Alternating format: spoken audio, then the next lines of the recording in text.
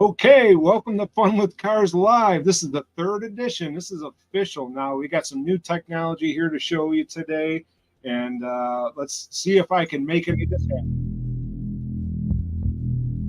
I don't know if you can still hear me. I don't know if you can hear my microphone. I don't know if you can see me, but we're trying some different.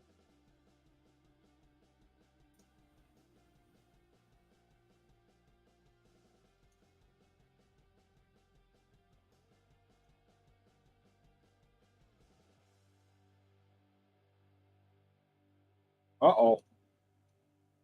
Uh-oh. I think we lost our... There we go. Hopefully you can see me still. All right, so if you're new to the channel and the first time here, welcome. Please, if you're in chat, or please join chat and tell us where you're from. Broadcasting here from Western New York. I got Mexican Spec as mod. He is broadcasting from Mexico. Actually, anytime you get a chance, you should check out his site. If you want some very nice, clean, rust-free, beautiful cars, especially odd cars that you would never see in the United States or even other parts of the world. He has a plethora of cars that he gets on the daily, it seems, that he can sell and deliver even to the United States and import into Arizona. Pretty cool stuff, pretty awesome stuff. A lot to talk about today. Today's a test run for some new software that I got for the live stream. We do our live streams on Saturday evenings. I'm on Eastern time zone in United States. I got some new software from StreamYard I'm trying. There's a couple of different streaming platforms that people can use. I'm trying StreamYard. It seems to be the go-to.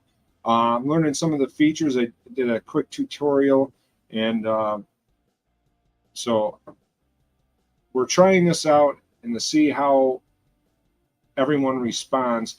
Also have the ability to show pictures and videos, I believe. So, oops. We can play the intro again. We can show pictures, slides. Hopefully you can see those okay. Max, I'm reading your messages. So hopefully things like this you can see. We'll end up going through those. I don't know why, but every time I click this, I'm clicking in the wrong spot. So, anyways, hopefully you can see me and myself. I put up one of the cars from the channel behind me. I got green screen technology back there, so we're stepping it up. Brand new camera and microphone setup. I'm broadcasting through the stream in vertical mode through StreamYard, which I know they do a lot of advertising on a lot of platforms on YouTube with other creators. And Dale's here. Hi, Dale. Dale's in Pennsylvania. Hopefully, they don't mind me sharing that. So far, we got Pennsylvania and Mexico in the house. Once again, I'm in Western New York. Dale, I was just talking, and I just had your dad's car, I should say, pulled up on here. Your dad is 91. Am I correct in his age? I'm going off of memory. I should have put it in notes, but he's got this beautiful, I believe it is a 1964 Chevelle, and it is amazing. This is the engine on it. They've kept it all original with the addition of some bolt-on upgrades, things that Dale was explaining to me. They spent some time and effort to make them so that the vehicle was never modified to, they could put it back to stock specs if they wanted to. Car appears to be absolutely gorgeous. And his dad, 91 years old, is it's pretty amazing that he is, still driving such a beautiful car, and it looks like it's got a lot of power. Jennifer Russell joined us. Hello, Jennifer. If you're just joining the chat, I know we don't have a lot in chat right now. This is kind of an impromptu chat for the live stream for Saturday. I did want to test some technology. Like I was explaining before, we got some new software, and we have I'm learning some features that I think it would make it more interesting to, watch the live stream, basically. So I was just showing Dale's car on there. I can go through, that's the engine from it. Dale was explaining to me this museum in Pennsylvania that I have not heard of or have never been to, car museum in Pennsylvania. They got a lot of good museums in Pennsylvania. It's pretty cool. So this is Mike's 280ZX, 1980 280ZX. He bought that car brand new from the get-go. He drove it for years. He sold it to his cousin, and then his cousin drove it for a few years and then didn't want it anymore, sold it back to him. And there, at the time, life happens. He and his wife were building a house, so they just had it in the garage. A 3-car garage is just sitting in storage. It sat there for 26 years, not running, not on the road.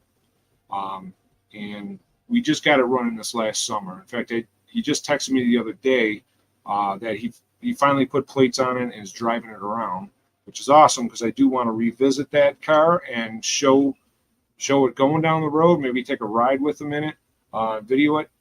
Kind of a really neat, pristine car. It's kind of like the cars that Mexican Spec has and Dale's dad has. They're really super clean, rust-free, not abused in any way.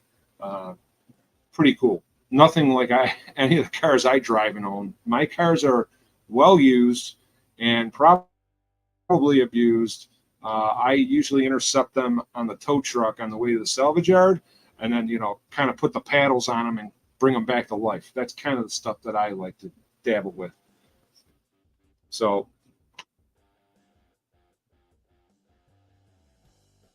all right. So if you're just joining chat, please comment down below where you're from, where you're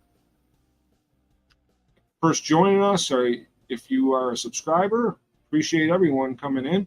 If you're new to the channel, please subscribe. Please check it out. If you're into cars, we do a lot of different things here. Mostly the stuff that I post is related to vehicle repair and I would say resurrection, because I don't really get into restoring and paint and all that stuff. I kind of take something that is been deemed junk for the most part or abandoned and try to bring it back to life and kind of pause the decline of the vehicle and maybe bring it back up to driving condition. I like drivers. Erwin, welcome. Erwin Curtis.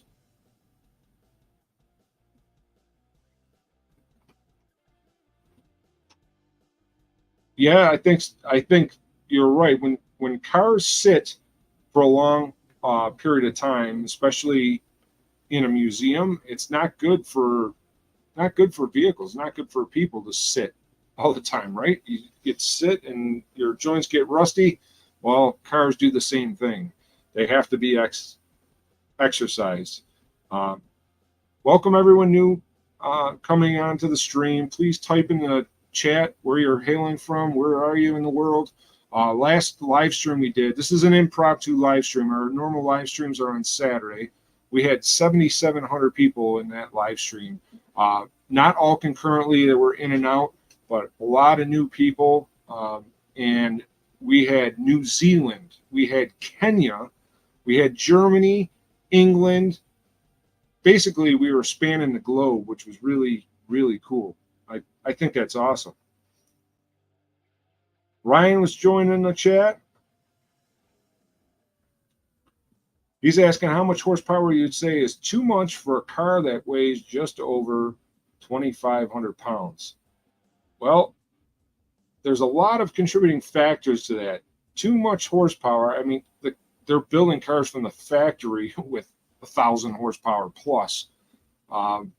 Back in the day, you know, I think that anything over 500 horsepower, you're going to have trouble putting that to the ground at such a light car. I mean, 2,500 pounds on average is pretty light.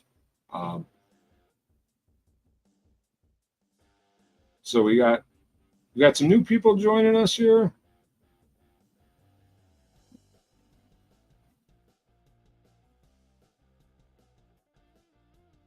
Okay.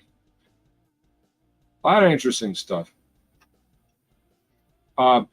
Jennifer has a pretty cool S10 that is seemingly, from the pictures, and I don't think we talked about it specifically, but I think that your vehicle is very, very rust-free.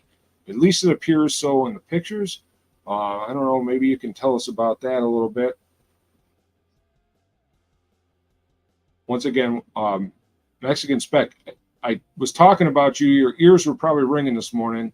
A good friend of mine, one of my best friends, called me this morning, and in conversation, he was talking about a vehicle that he knows of that he thought I may be interested in getting involved with, that some kind of limousine from the 30s, maybe, you know, putting on the channel. And at the same time, we were talking about Beetles, Volkswagen Beetles, Bugs, whatever. And I mentioned that Mexican Spec always has these VW Beetles. They, to me, at least, Mex, maybe you can correct me on this, but they seem to be like the classic body style. They have the classic body lines, kind of what I remember, like the 60s and 70s Bug in the United States. But in Mexico, they used the stamps for that body style up into the 90s. And if I recall, that it was a 1994 Volkswagen Bug or Beetle or whatever Volkswagen called it in Mexico, he's got for sale right now, and it was absolutely gorgeous, clean, no rust, nothing.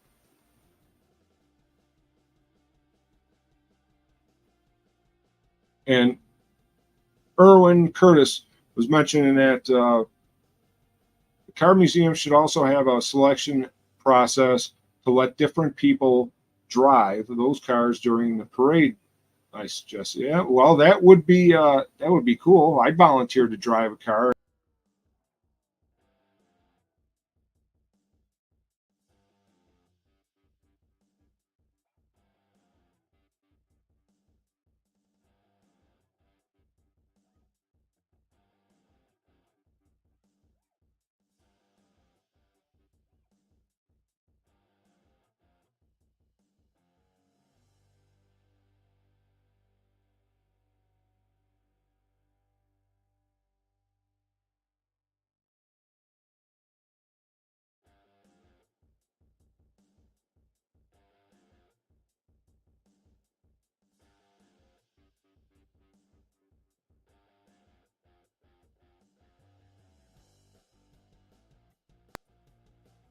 All right, I'm hopefully back. Hopefully you can see me.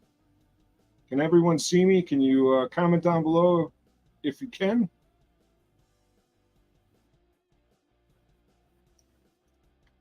That's not good timing for that.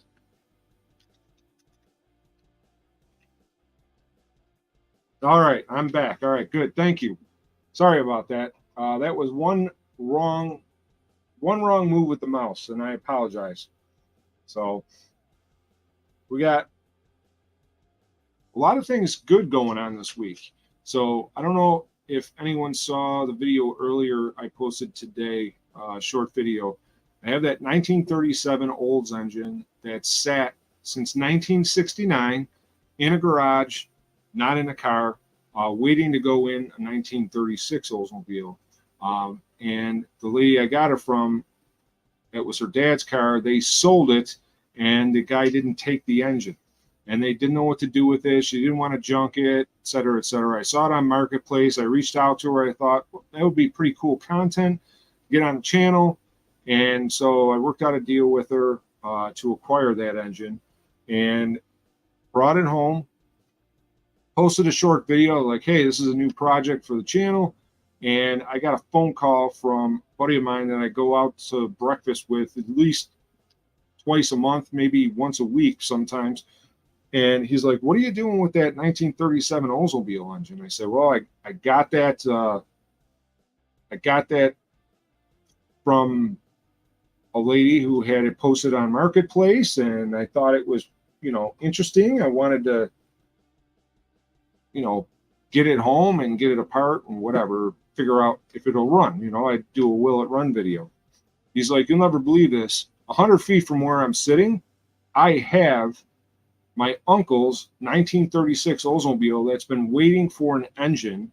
The engine seized on it in 1962. I kind of like, it threw me for a loop. I'm like, I couldn't believe what I was hearing. I'm like, what's the possibility of one of my good friends having a car that I never knew about?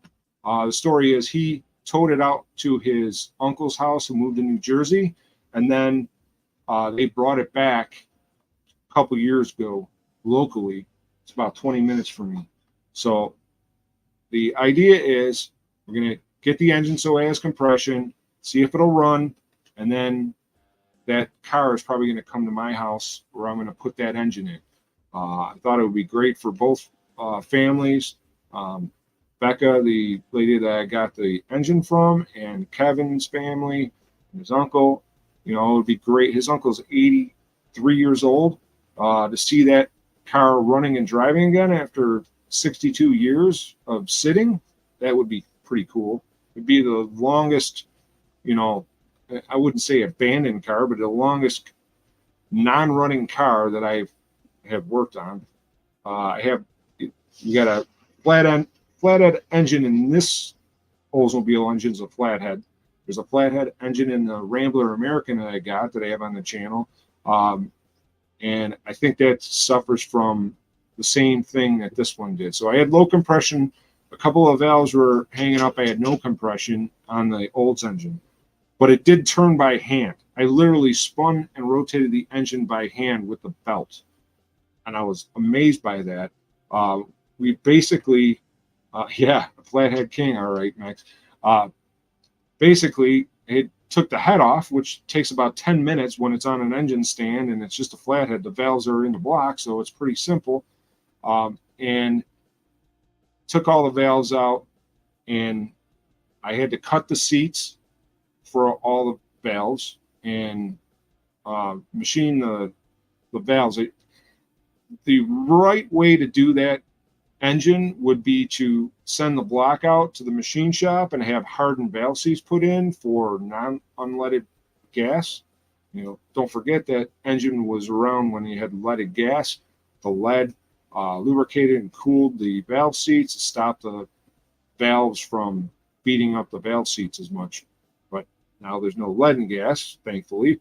And because of that, these soft valve seats can get damaged if you're running unleaded without any additives. So the correct fix for that engine, if it was a car that you were going to drive all the time, if it was a museum piece, if we're trying to make it 100%, would be to take the block, send it to a machine shop, spend thousands of dollars having all hardened valve seats machined into the block, putting brand new valves in it, and then, probably put new bearings in it or whatever, and then putting in the car.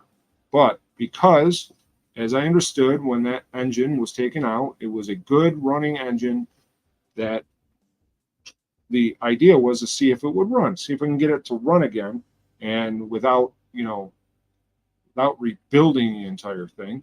But because it didn't have compression and it had valves hanging up, it's on the stand. We're going to take it apart and get the valves working right. Well, they were gummed up. That every time I touch that car, my hands, it's like I'm touching charcoal, and it gets everywhere. The grease that the oil has become, I forgot what it's like working on those older engines when oil was different than it is now. I mean, these newer cars, you could have 200,000 miles on it, and the oil could be just as dark, but it does not etch into your skin like these old cars do. And can anyone relate to that? Swedish Gamer's here again. Hello, Swedish Gamer. And I see Ansar, Mahmood, and Ryan. I said hi to you earlier, right, Ryan? Who else did I miss in chat? Anyone? And if you guys could type where you guys are from so everyone knows. I'm broadcasting from Western New York. If you're worldwide, I'm close to Niagara Falls. But if you're in the United States, I'm closer to Buffalo. So kind of gives you an idea. We got Michigan, Pennsylvania, and Mexico represented that I know of in chat right now. So Mexican Spec is helping me. He's the mod today. And okay. So Mex is good here till 7:30. That's cool because I don't think I'm going to run this one very long. I wanted to test. I want your guys' opinion, if you could. Tell me what you think about the layout that I have with the StreamYard software that I'm using. Tell me if what I was showing was easily visible on your screens. I had, so we'll go back to the screens that I have. So hopefully you guys can see that on the screen. That's my buddy Mark's MG that he purchased that hadn't run in about 20 years, I think we figured. It's a 1973. We did get that running this summer. I did post a video of that on the channel. Something you may be interested in checking out. It's kind of cool. Tiny engine. This is, sorry, Dale. This is Dale in chat. That's his dad's Chevelle. Beautiful car. His dad's 91. Still has a hot rod like that. That's cool. That's the engine for him. And that's Dale, if you can comment what museum that is in Pennsylvania. It's a car museum. I've never heard of it. Looks pretty cool though. Dale was explaining to me. That's Mike's 280ZX.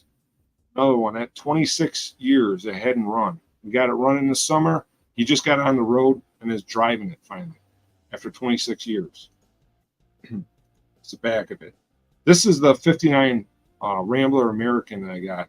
Now, Mexican Spec posting all these Ramblers because Jeeps in Mexico were called Ramblers up until, I forget what he said year.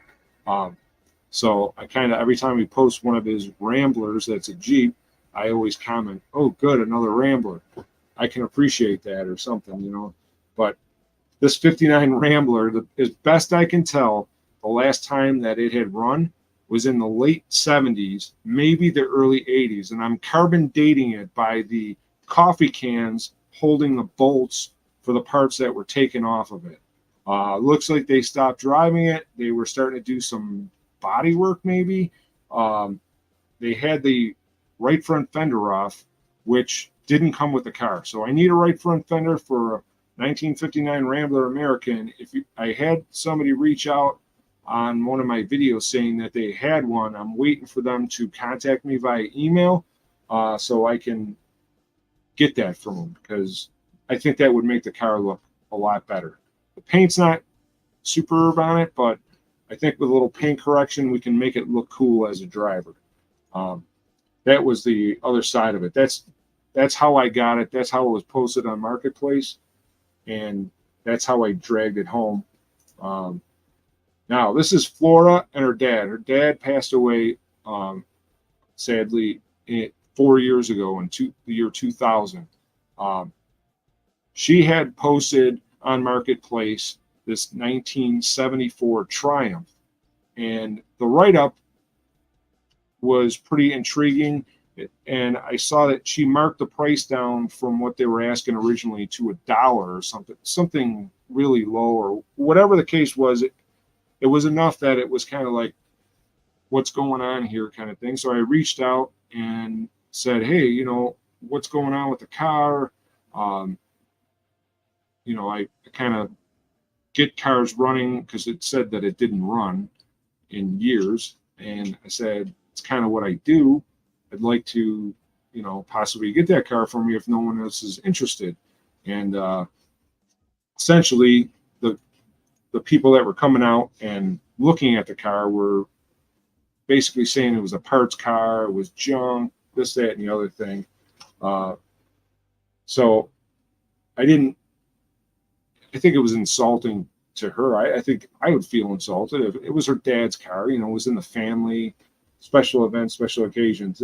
That's Flora. After I got the car running and driving, polished up, spit shine, it actually drove really nice. Car's not perfect, if you have your nose right up on it, there's some paint flaws, there's some wear and tear from being a 1974 vehicle in Western New York and how it was stored and everything. There was some mouse, droppings and what mice got in the car and the glove box, chewed up some stuff, but nothing from the car. Thankfully, it was like papers, and they made a mess. So after a thorough detail and cleaning, got the car running and driving, and that was the picture I took of her. It was the first time she ever drove the car herself. We met at a park. Her and her boyfriend came up. My son and I drove it out there. I set up the video. It's all in the video that I posted. She was super excited and smiling ear to ear, at least to me, presented as she was excited to see the car. She said she had never seen the car look that good in her life. Based on the fact that it's an English sports car, they require a lot of maintenance, and it's something that requires a lot of hands-on, and you have to be a little bit familiar with that kind of stuff to get involved. Although it's a fairly simple vehicle, so you don't have to be an expert technician to work on it, but it can be intimidating to some.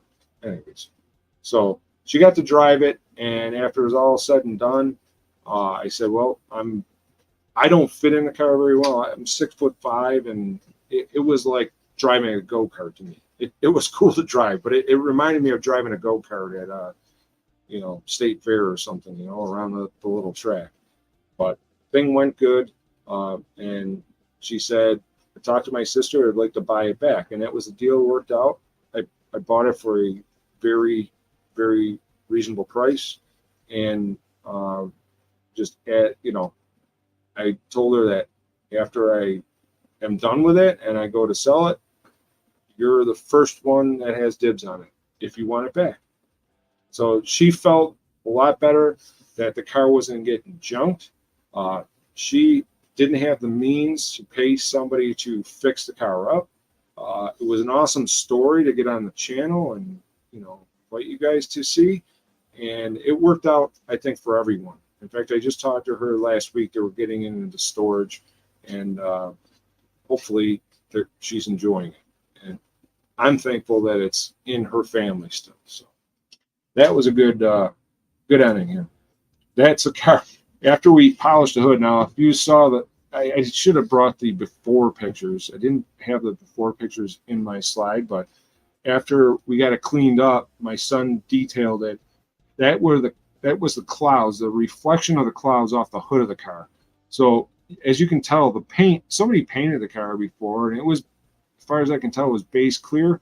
The paint was pretty solid on it. As a driver, even to put it in, I took it to the car show after I got it all done, Cars and Coffee. It was kind of, presentable as it was. Could you make it nicer? Could you put it to show condition? Yes. That's not me, though. Could I do it? Do I have the ability to, or know the people to? Yes. But I mainly save. If you watch the stuff that I do, I'm trying to save and preserve like pieces in time, as I find them. If it's a box, how you took it out, clean it up and present it kind of as it is. The idea is to do no harm, to present it for the future. So now that car has some inherent value to it, because that is a pretty well desirable car for people that are into English sports cars. It doesn't have that value necessarily to me, but for people that are into those cars, it does. The thing about it is, just like a doctor, do no harm. You don't want to to harm what is there. You kind of want to preserve and get operating what is there.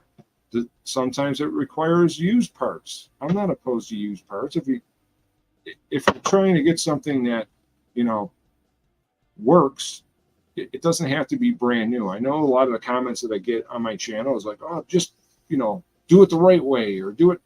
So everyone's opinion of the right way is different. Now, Dale and I can agree. Mex, thanks for coming on board. Thank you for helping. Have a good night. All right. We'll see you Wednesday. Anyways, everyone has a different opinion of what's the right thing to do. Obviously, I can't say everyone can, but everyone can just replace everything and make it new. They don't necessarily do that at a museum. Museums may paint a vehicle or, correct a vehicle to get it to look period correct. But a lot of that stuff might be new old stock. They might get a new but never installed part, but it was built 60 years ago. For a museum piece, that's the right way to go. For this Oldsmobile engine, as I was giving an example with the leaded gas and the valve seats, the correct way, in my opinion, this is my opinion, everyone is entitled to their own, because somebody maybe keep it completely stock. Don't do that. Don't put hardened seats in it so you can run unleaded gas, and don't do this and that. Whatever. My opinion, the correct way to make that engine like new again would be to have all brand new valve seats that are hardened, installed with all brand new valves. However, for this application and for its intended end game, it's not something. That's a car that hasn't driven in 62 years, and if it does become on the road again and driving, his uncle's not going to drive that from here to California. It's just not going to happen. He might drive it one Sunday every month to the gas station or to the grocery store or whatever. It might not even drive it to the grocery store. Who knows? But it's not like they're going to put thousands and thousands of miles on it. When you think about it, from 1962 to today, 62 years, he put 0 miles on it. So if he put 100 miles on it, and then you average it out, how many miles he did a year for the last 65 years, or whatever it is, it's going to be so minuscule that even if it burned a quart of oil every 100 miles, which I don't think it's going to, because I put seals in it, I did things to, and the valve guides were all tight. The thing appeared to be very, very, very pristine on the inside. Stevie J, stop, he said. How do I know? How do I know that he's going to drive it very far? I don't think he's going to drive it very far. But anyways, that was for that was the story with the Oldsmobile engine we're working on. Good news. I think, Dale, I referenced you in my video today. I don't know if it was you that suggested the flexible magnet. I did order some flexible magnets on Amazon. They came in today, and I was able to fish the valve keeper that dropped into the oil pan today. And I was able to get the last valve secure with the valve keepers in it without taking the oil pan off. I know it's going to be upsetting a lot of people that I didn't take the oil pan off, but that engine has stayed together, assuming that's never been apart before, for 87 years. And I saw no need to tear the engine apart further. I had oil in it. It wasn't pouring all over the place. It looks sealed. The oil pan is clean and not rusted. I was not going to break the seal on the oil pan unless I absolutely had to. There was no evidence that taking the oil pan off was either warranted or necessary. So that's why I didn't take the oil pan off, and I was trying to avoid it at all costs. I did have to take the fuel pump out, which I figured if I'm going to put that engine in the other car, it's going to need a new fuel pump because fuel pump seals I'm sure, are bad after 62 years or 55 years or whatever. So they're either going to need a new oil pump or it's going to need a seal kit for the oil pump, because that would be of a year that they sold the diaphragms for, and you could rebuild the fuel pump. And I'll post that as I progress. Anytime I do like an will it run situation where, you know, fuel pump or whatever is bad, I have a boat tank with a electric fuel pump that can pump fuel into the carburetor. The carburetor I did go through actually looks like I wouldn't say identical, but the same carburetor that is on the Rambler American. The 59 Rambler American has the same carburetor as the 37 Oldsmobile, which is kind of interesting. Murtaza, welcome to the chat. Where are you from?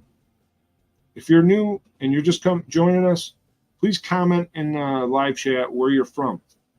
Saturday is our normal live stream. Today we're just testing out some equipment, some things that I'm able to do now that I hadn't in the past. For example, I got the pictures that I can show. This was the Triumph. I wanted to show this in case there was one person that does it.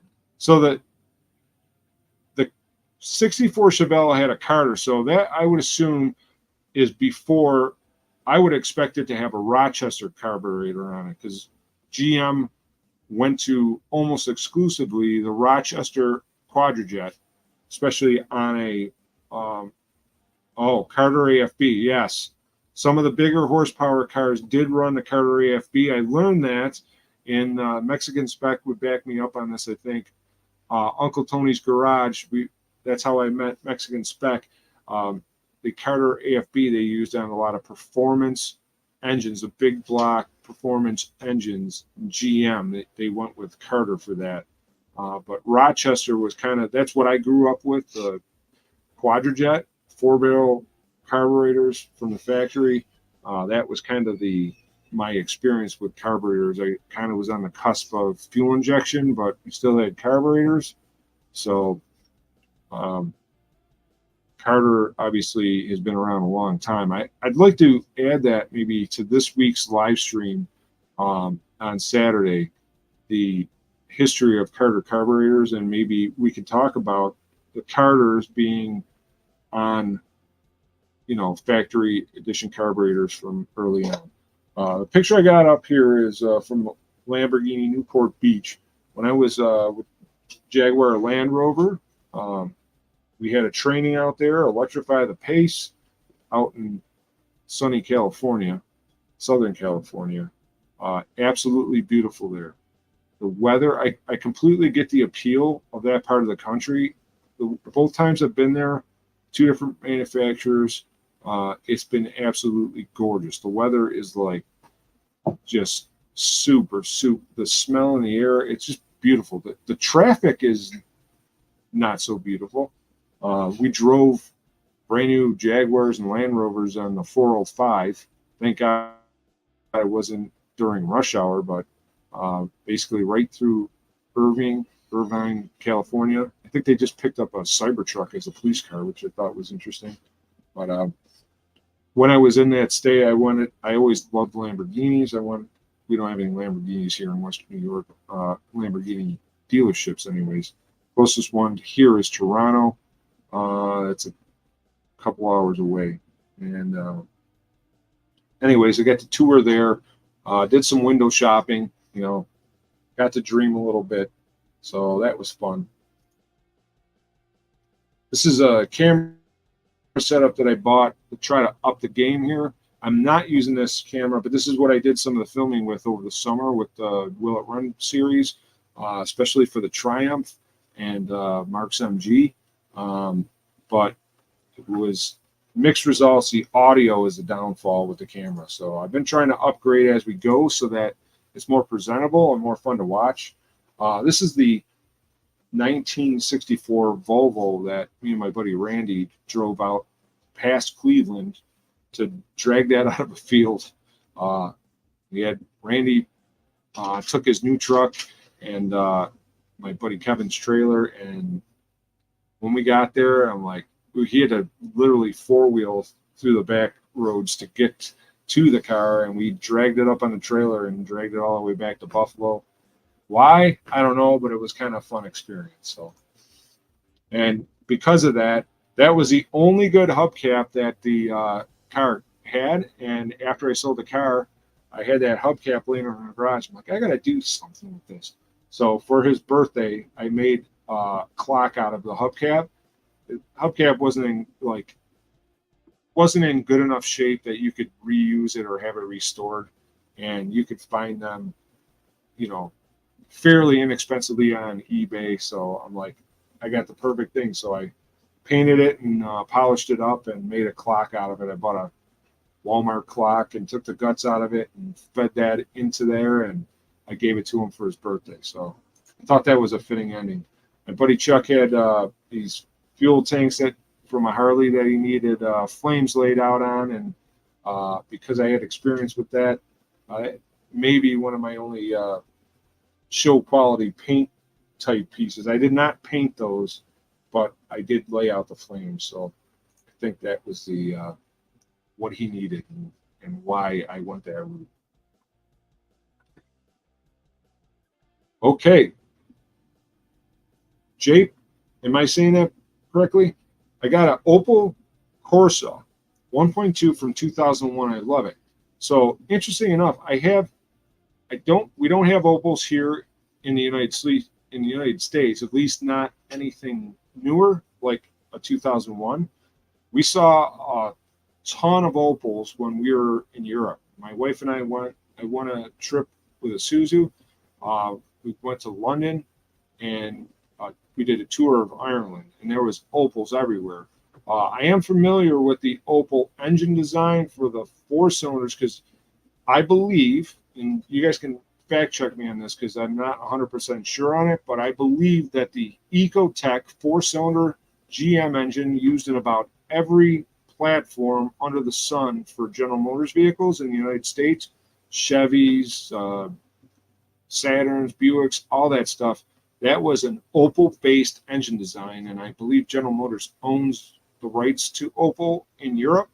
And the engineers who designed the Ecotec four-cylinder, which is pretty reliable vehicle, yeah, Opel GT is the only classic thing that I can think of in the United States that we see here, but we don't see Opels like Jake has. And Bo Dragon, welcome to chat. Where are you guys from? Put in the comments where you guys are checking in from. I really love to see people. Like I said, Saturday we had people from all around the world here. New Zealand, Kenya, Germany, England, whole bunch of people from around the world. And I just think the platform for YouTube to, especially with car content, to kind of share our stories and an appreciation of cars. I mean, you guys get to see stuff that we don't see here. There aren't any Opels. I've never seen or heard of anyone importing an Opel. It's just kind of a unique thing to your part of the world that we don't see here. Yeah, Opel GT is like a mini Corvette. They looked the part, and I believe they were pretty fast, weren't they, Dale? I've never driven one, but as I recall, the Pantera from the 1970s in the United States, they were kind of like the hot sports cars of the day, European based. But Dale would probably, he may not sure about the performance. Yeah, I'm not exactly sure. Was Opel brought to the United States through Buick? I thought it was a GM brand that brought the Opel into the United States, or at least sold them or distributed them. I don't know how that worked exactly. That was before my time, so I apologize for that, not having that information.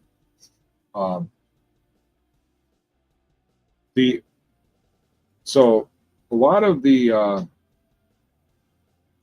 things with the software that I'm looking to hope to do, So I can put up the intro. I thought about different. So we get on a topic where everyone's contributing. I got my email address. It's funwithcarsj@gmail.com. If you guys have pictures of your car, with your Opel, send me a picture via email. I'd love to bring that up in chat and show it off. We're going to kind of highlight Dad's car on Saturday. I just kind of teasing that here today just because I wanted to test out the software. We had quite a crew on Saturday. A lot of people, lots of people, a lot more than I was expecting. It was not announced. It was just kind of, there we go. Oh, yeah. I had my email in a banner, but for some reason I've lost that. So let's see if I can. There we go. So hopefully you guys can see that. I'll go back to chat here. Comments. Mex, you're back already. So all right. So Mex got to the store and came back. Thanks for coming back. Mex, did they ever have Opels in Mexico? Oh, roger that. Oh, gotcha. All right. Do you have Opels or have you ever seen Opels in Mexico? It's not something we see in the United States. Dale mentioned the Opel GT from the 70s. Okay. Never even heard of that. Opel Record. I got to do some research. So, and do some research on the history of Opel. I know about Volvo because I worked for Volvo trucks too, for a long time. But when you get into some of the, I would say lesser known European brands, I don't have that much experience with it. And you guys didn't have any of the models that sold in the U.S. Yeah, the only Opel that I know of and ever heard of from all my years was the Opel GT, which is as Dale pointed out, like a Corvette style sports car that was, I believe, sold in the early 70s here in the United States. And they're pretty rare. I mean, I see them every once in a while at car shows. The new Opel logo, when we went to Europe and I saw it for the first time, I'm like, what is that thing? And I had to look it up. Okay. So Brazil had the Opella, and they had the Record, and they were either a 2 or 4-door sedan with a small 4-cylinder. Oh, okay. So, yeah. So, Max, you know what we're talking about with that Opel GT. That was the only one in the States that I ever knew of. It'd be cool to import one just to say I have an Opel. Like I said, I believe that it was first in the Saturn L series. So, picture early 2000s. We were a big Saturn town. Western New York, we had 2 Saturn dealers here. They were like number 1 and number 3 in the country. Saturns everywhere. I had multiple Saturns back in the day. The L series, which were basically world platform, and I believe they were based off the Opel platform in Europe. They built them L series wags, like the LW200, LW300. Those were wagons. And the L sedan, they had the 4-cylinder engines that, as I understood it, were based off the Opel engine. Marie Quinn said hello. Hello, Marie Quinn. Thanks for joining us, John. I don't know Marie Quinn, but tell her I said hello. Yes, I know it's New York Jets versus Buffalo Bills on Monday night. I know. That's why as I told even so at the one dealership I worked at, we had a lot of Buffalo Bills and Buffalo Sabres players that came in, and I tell them that I asked them if they would be my pallbearer when I die, and it kind of gave me a weird look. I told the one coach that he actually coached for the Bills and for the Patriots. He was a customer there. I said, "Hey, will you be my pallbearer when I die?" He kind of gave me a weird look, like, "What are you sick? Are you dying?" I said, "No, I just want to be let down once after I'm dead by the Buffalo Bills too." But that's another side note.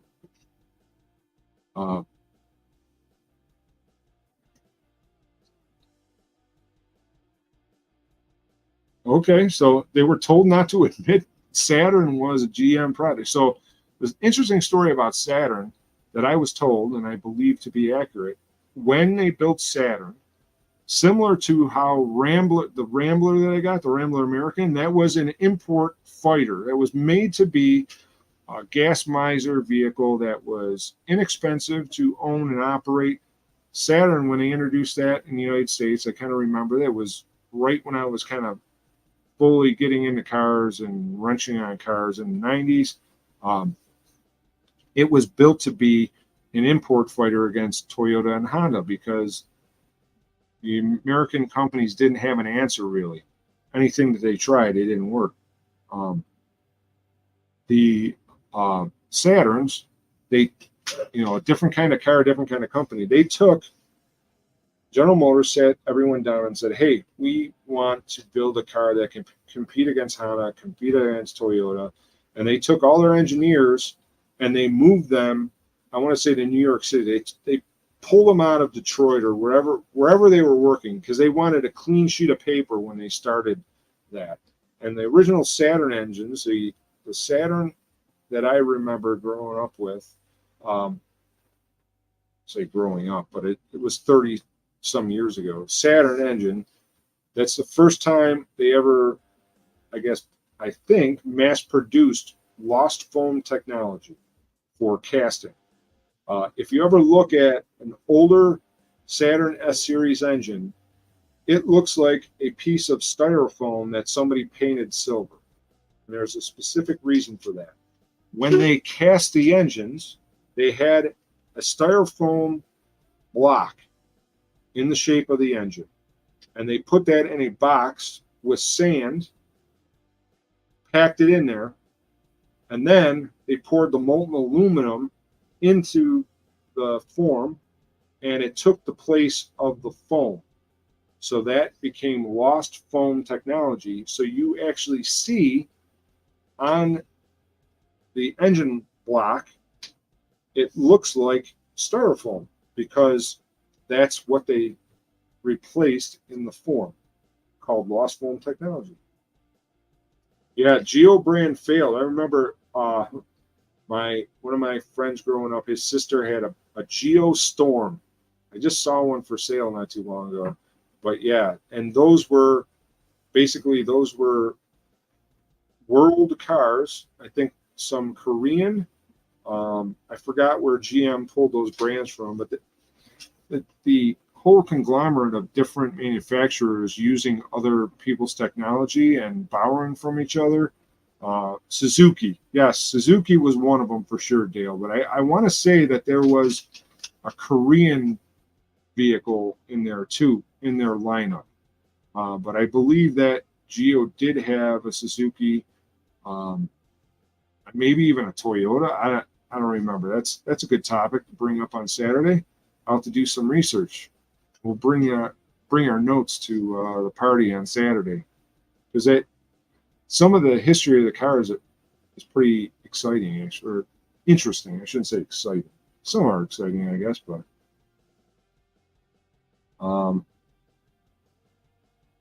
now, Max, I don't understand your comment that there were no imports in 1959.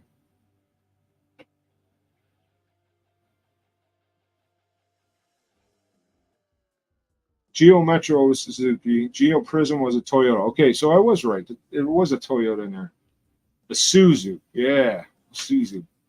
So I worked in a Suzu dealer, truck dealership, for 11 years. That's where I won the trip to England and Ireland. And that was that was quite, they really treated us great.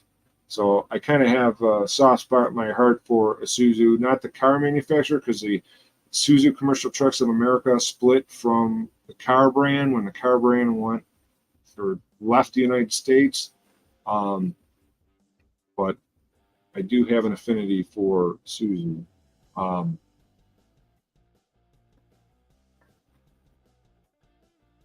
And then, yeah, sure. Cars like MG, but nothing mainstream. Max says.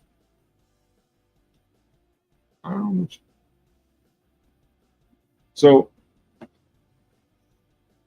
probably going to wrap the stream up at about 8 o'clock, which is another 5 minutes or so. Comment down below what you think would be some good topics for Saturday, if you're going to join the chat on Saturday. I'd love to know your thoughts on that. And Jennifer, I did send you an email the other day. I don't know if you got that or not.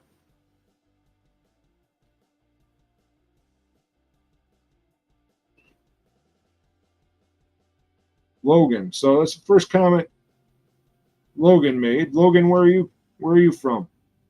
Where are you typing from?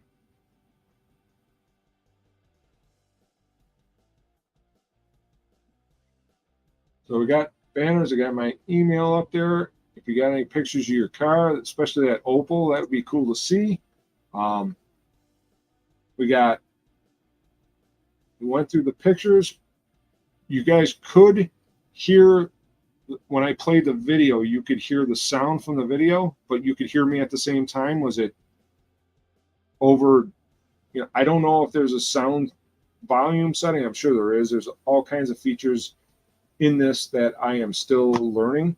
What did you think? I want your honest opinion for, Jennifer, Dale, Max. You guys have seen the other live streams. Is this stepping in the right direction? Is there something that I'm doing that you think could be better? You can comment or you can, email me, whatever you think. I'm looking at you guys to, kind of give me some feedback so I can make this as professional looking as possible. So Logan didn't tell me where he's from, so I'm not sure what that whole thing's about.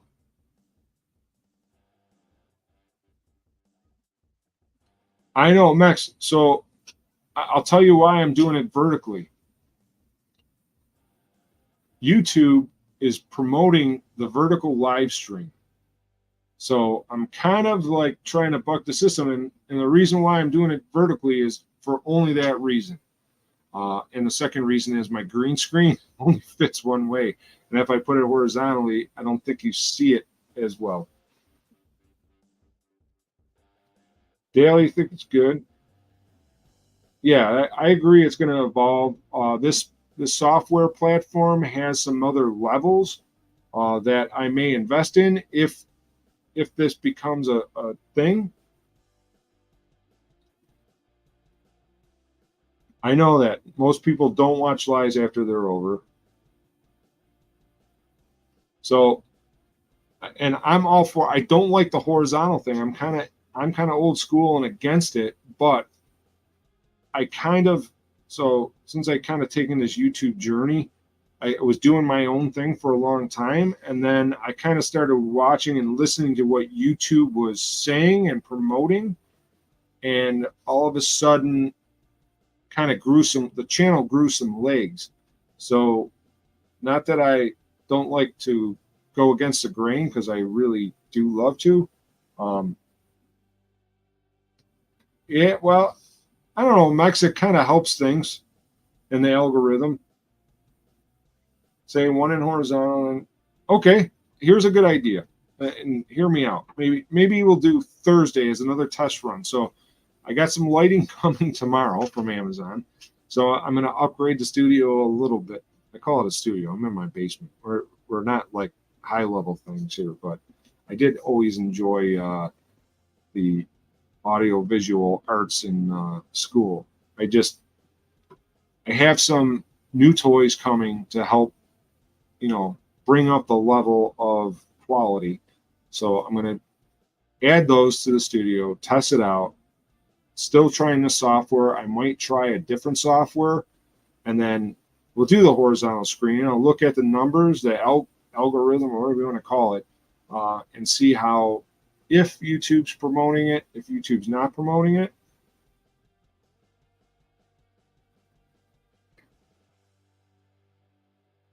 Oh, yeah. So the live streams mixed it. I know you don't do the live streams. I after Saturdays, I was really encouraged. That's why I went out and invested some money into equipment. There was a lot of people that we don't normally see on the channel or in chat or text or messaging. It hits a different. So that I was told in one of the seminars or somebody I watched that there's 5 billion people that watch YouTube daily, 5 billion people around the world. So when they tried, there was some coach or whatever, as you grow in channel and number of views and the people watching, they try to help you along the way nonchalantly. They had mentioned that the vertical live stream, like they had a whole tutorial on doing a virtual live stream with it vertical format, because people are watching these things on their phones. That was my understanding of it. Could be wrong on that, but yes, I'm bald. Thought about hair extensions. Yeah, well, Jensen, where are you from? I'd love to hear where everyone's from, but not a whole lot of people gave me. On Saturday, we had people from all over the globe, and there was a couple from Europe today, because one guy had an Opel. That's not a common thing. A 2001 Opel is not something you see. Well, I'm jealous if you got that hair to donate. You're in Korea. Annyeonghaseyo. So, funny fun fact, my kids both took Taekwondo and are black belts. My wife and I, because we were going and watching them every time, they had some family plan that they roped us into. So my wife and I took Taekwondo for a few years. Didn't get the black belt, but got up there.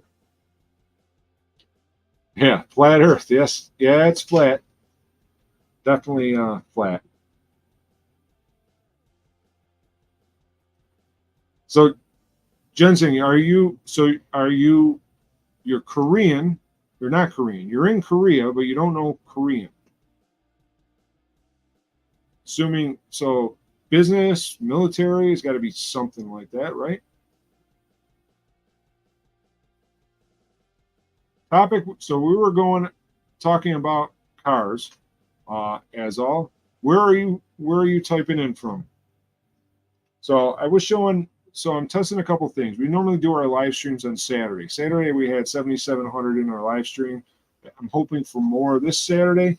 I did want to. So I got some new software that I'm able to project different images. I was going through the stuff on the channel. The topic typically is cars. If there is something that you wanted to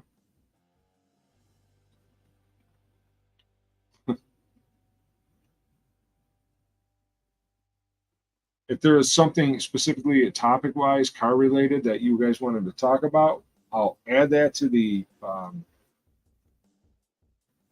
content for the live stream. Going back to the things I was talking about earlier, just to catch up anyone that just joining us. We were talking, this is Dale. Dale's in chat. His dad's 64 Chevelle. Car's gorgeous. They had some bolt-on mods to upgrade the car so that if somebody wanted to return it back to factory original, they have the parts to do that. Everything that they've modified to make it better or perform differently, they did in such a way, and took great strides to do that. Grant Abbey, support your local.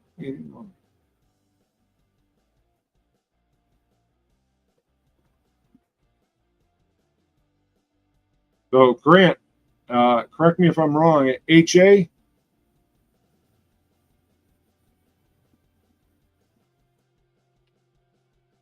And so it's Mike's 1980 280ZX that we got running after 26 years of it sitting in his garage, not being driven.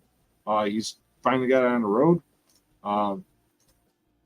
This is the 59 Rambler American that I picked up a few months back. It's got a straight inline flathead 6, which seems to be the theme of the channel as of late. Fun with flatheads, maybe I can mention.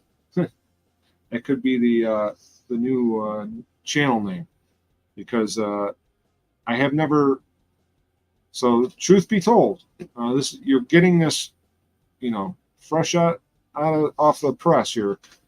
I've never really worked on flathead engines, especially this much, and I've never done a valve job other than a Briggs and Stratton. I don't think that's the same thing, same idea, but same concept, but it's different on the bigger engines. So yeah, Dale, it would make an awesome pro street car, but I thought would be what I thought was going to be a better option for this, and I was reaching out to Rusted Rides, who are in Ontario, about 60 miles north of here. They got a pretty nice channel. They got a lot of good content. They do some similar things to what I do, but they have some paint-related content.